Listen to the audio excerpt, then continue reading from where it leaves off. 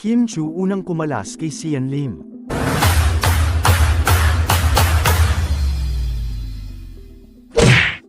Sa isang panayam kay Sian Lim, nilinaw niya na hindi totoo ang chikang pinagluto muna niya ng kanyang favorite steak si Kim Chu bago siya nakapaghiwalay dito. Dagdag pa niya, sa breakup nila ng ex, clinero rin niya na hindi siya ang unang nakapag-break sa Chanite Princess. Ibig sabihin, ang It's Showtime host ang unang gumawa ng move na kumalas sa kanya. There's no truth to it. It's absurd. I don't see where it's coming from. Is it because people are using us for entertainment?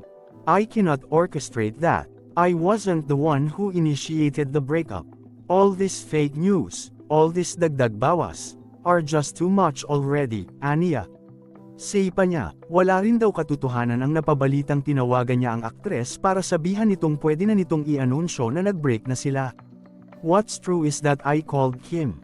We parted ways, then nung mga panahon na yon, may mga lumalabas na bali-balita. Eto na po yung nakakatanggap nanay ko ng threats. If I may give an example, there was an instance na may sinabi sila na parang sana mamatay na daw yung lola ko. They even brought up her cancer. And this is from a supporter that turned into a family that we know, bulalas niya.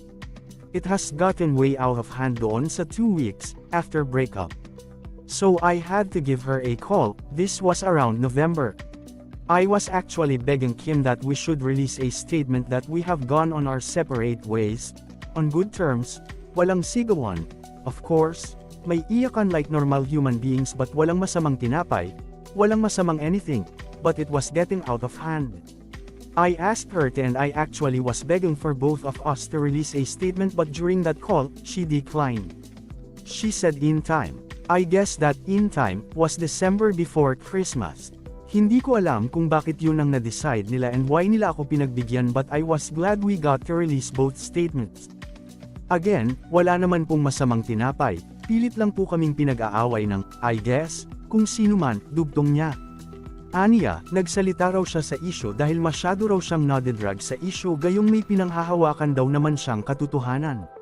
Yun lang po yung pinanghahawakan ko, the truth, these are the things that happen.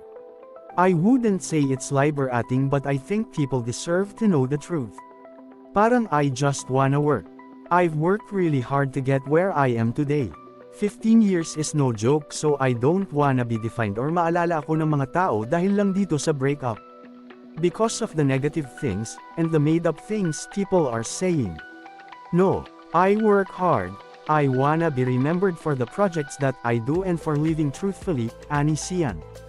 Bukas naman ang pitek na ito sa panig ni Kim Chu sa bersyon niya sa issue ng hiwalayan nila ni Sian.